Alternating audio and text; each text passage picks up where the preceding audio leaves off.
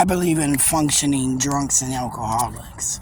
That means that an alcoholic who drinks every day, who might have cirrhosis of the liver, pancreas or whatever, might go to work every day up until he passes out and can't no more, where the pain from the alcohol doesn't really bother him because he just keeps drinking the alcohol, right? I think a drug addict can be the same way.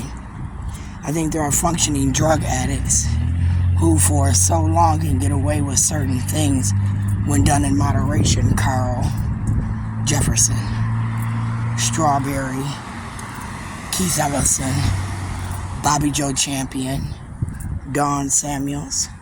See, and again, I don't have to lie, Judge Thunheim. Like I said, I just smoked weed. I drank every now and then.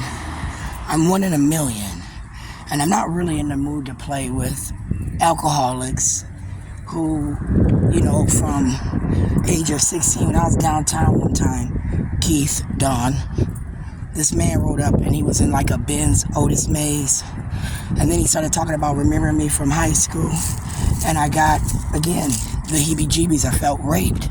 Because at that time, a lot of old-ass men was chasing me. And I'm not to say that I wouldn't be attractive to an older man, but it's going to be how he approaches me, where he approaches me, and during the time frame. Right now, I'm saying they're doing this illegal deal with the votes that are undecided, or they just don't vote. So if it's an undecided vote, they're trying to make you decide. And then if they can deem you to be crazy or something, they might want to lock you up in jail or put you in a psych ward, which accounts for your vote. It's kind of like a violation of your rights when, it's a battle of tax money. It's a battle of how much the state collects and then what these people are and are not going to spend the money on.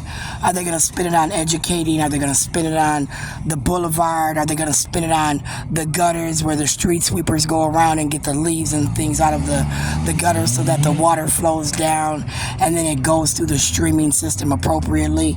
Is the tunnels and things fixed? Are we one by one fixing these things because the water went up every year, the lights went up every year, the gas went up every year? They said it was the cost of this, cost of that, but in the meantime, certain people's income wasn't going up, but we had community action, and that stopped helping us, but our bills was too expensive. We didn't really make a lot of money. I made $5 an hour, $7 an hour, $9 an hour, $13 an hour. Then I was trying to aspire for a salary. They said, Sharon, you can't get a salary. Sharon, you can't get a degree. Sharon, we took your cosmetology licensure. You should know by now, Sharon, we're not letting you do anything. Actually, we as a state of Minnesota hate you. We want you to leave the city, the state.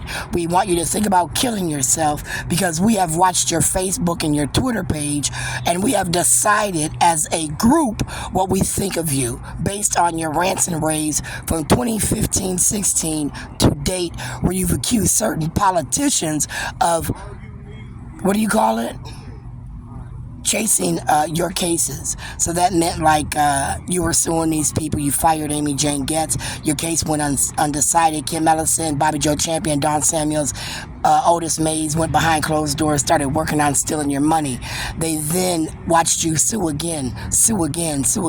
And every time you sued, they then began to realize what your worth was. So they stole your identity. They began to put all your money in this fund, and they were giving you what I consider to be an asset payout. So like your job at Kowalski's, your job at Hy-Vee wasn't really per se a job. That's why you could never collect tax money on it, because it's just them giving you part of your settlements or your annuity from, an insurance policy where Linda Baker said you're a drug addict, not accounting for her alcoholism. The bitch was a fucking drunk. Where Pat Baker might have said, well, I'm her mom and she smoked too much weed. So now like Breon, I took her car, I took her weed because I'm her motherfucking mama now, because she was sold like a slave to us because we abused her mama because her birth certificate didn't have her name on it. Her mama didn't know no better because her brother Otis Mays was handling it, and Otis got more out the deal than Mildred got. But in the meantime, they said Sharon was going to be safe. She'll probably go back to Michael Cooper Sr. Michael said he didn't want her to move out the house because he was afraid that, bad things was happening. Well, Sharon just went into a dark, deep depression. Sharon began to spiral out of control. She never got nowhere to live. They took all her belongings. They took her kid. They then let Shayla's health get to her. Shayla died somewhere along the line. Then they said nobody liked you. They all had to call Vernay Baker. Vernay Baker got to be Shayla's mom, and then bury my daughter because everybody liked her.